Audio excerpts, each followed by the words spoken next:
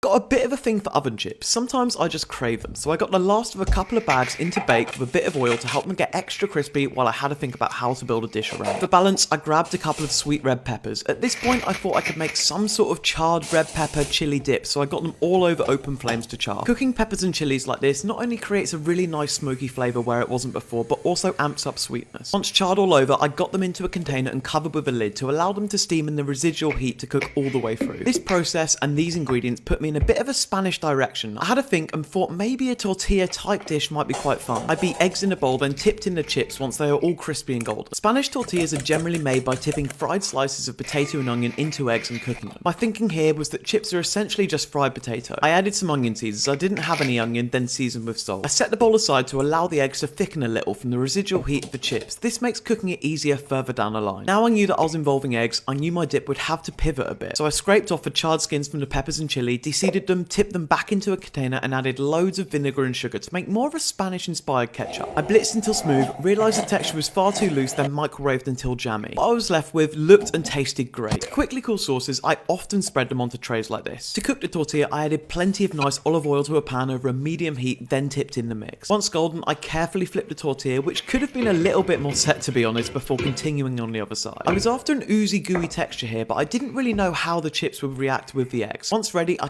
cut the tortilla in half and I was super happy with the texture. It was soft, cooked and soggy in all the right places. I got the smoky red pepper ketchup onto a plate, added the tortilla, broke a nice ball of mozzarella and popped it on for all kinds of contrast, then got stuck in. It was light, fun, balanced and a really nice way to satisfy an oven chip craving while keeping things interesting.